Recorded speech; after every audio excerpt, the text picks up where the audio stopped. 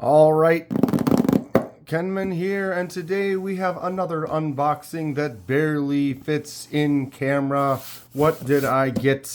We have an unboxing and a discussion for today. Let's go ahead and get right into it. And by that I mean the box first. Make a nice long controlled cut. What do we think we're getting into with these long boxes? And it's nowhere near the size that it needs to be. Box on the floor. That's been happening lately, been getting these packages that are in significantly oversized pouches or boxes or bags. All right, here we are. The iohEF. I thought this was iohEF the first time I saw it. It looks like that, but it is iohEF. This is a repeat offender on the channel. The first one was actually a prize, which is going to lead me into the discussion for today. Let's just get this thing out and we can talk about everything. Wrapper on the floor. Nice slim box. I can get to it. Box is smarter than I. There it is. We have another fillet knife. The iohEF Kitchen Gadgets User Manual. And it is the same fillet knife that I won when I went on our trip last year. It's a great knife. I've used it several times, filleted up a few fish with it. I like it.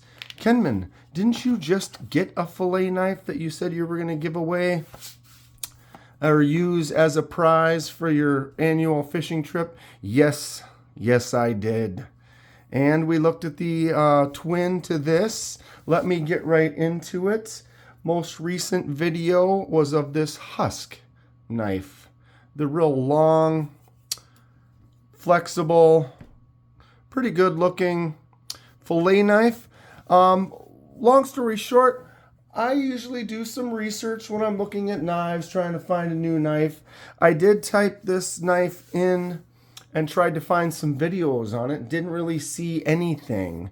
I didn't spend a lot of time, and I didn't try to look up the company. I literally only looked up the Husk 9-inch fillet knife and didn't find any videos on it. And the price was low, so I decided to go for it. It has now been brought to my attention that this company, Husk, is kind of involved in some shadiness, false advertising, low quality of a different knife. The knife in question was more of a chef's knife, and apparently the durability, the strength of it is not up to par. They say they're made in Japan, but is also known that everything is manufactured in China. Just a few things that kind of made me question whether or not I want to keep this or maybe just send it back. Doesn't really seem like the type of company that I, want to support and give my money to if that's the type of stuff they're involved in. So I couldn't, in good conscience, use this as a giveaway with my buddies. So I was going to return it, but what I think I'm going to do instead is I'm going to bite the bullet and I'm going to go ahead and heavy, hardcore stress test this thing. We can put it through the ringer, see what it does, see how it holds up.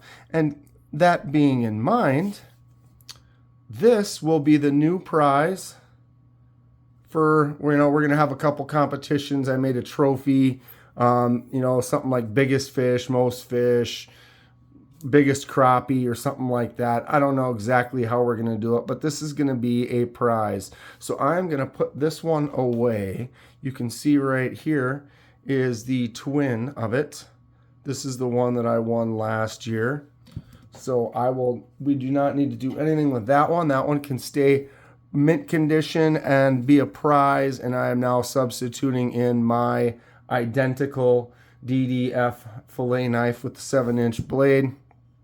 But what I wanted to do is get out a few more. I also have a Gerber fillet right there. Let me bring these up a little bit. We need some space.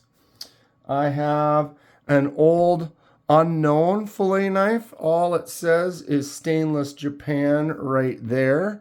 I need to do some research on it. This was kind of a found item, garage. I don't remember where it came from. If you look at it, it's definitely been through the ringer. It is beat up. I don't know if I can get that back into shape or not, but it's kind of it has a really nice feel to it. So I think I might want to try to reprofile that blade, get it back into shape. Have you ever seen anything like that one? If you have any info, please let me know. I am interested. Also have this Rapala. I can't remember what this was called, the Hawk or something like that. I'll list them all in the description. A nice, smaller, very inexpensive knife. I've actually used this for like camping, more of like for eating and stuff. A nice cutting up your steak or something like that. Has a big handle, large little grip to get your hand stuck right into. Has a good feel for it, being a smaller knife. And then my favorite fillet knife. This is the Rapala Superflex. This is actually a new one that I picked up last year. I had another one and it dropped off the table and chipped the tip in a good enough way that these shorter ones, fixing it, it was like easier for me I just bought a new one. So I'm excited to break this one in. I don't think I've actually filleted anything with it, but I've filleted many a fish with this exact brand and style knife. That's why I ended up getting another one. I prefer the shorter ones for getting into most of the work I do is just with the tip of the blade there. So even if with the larger one, I filleted up the fish from last year with this. I usually I'm doing most of my work with that the tip of the blade.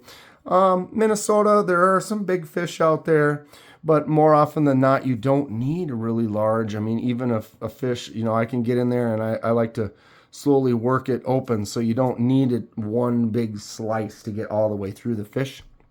So this is my main, this is my favorite, my go-to for filleting up some panfish, some walleye, maybe a pike here and there, although I'm not a big fan of that. I'm going to have to set that one right there. So, quick discussion time. Let's throw out some advice. Next week is my annual trip. I'm going to be going up with a bunch of buddies and spending Wednesday, Thursday, Friday, Saturday, Sunday night. Coming back on Monday will be a nice long extended winter vacation ice fishing extravaganza. So we will probably cook up some fish several times up there. I know at least once. I guarantee you we are going to catch some fish with about 6 or 7 of us going up. And the spots that we're going to go, we have some worked out. Plus we'll try out some new areas. We should do all right. We'll have some fish to fillet. So what we could do is we can put some of these through the ringer, maybe do some tests. Comment below what you think. If you have any thoughts, topics, ideas, and for the trip.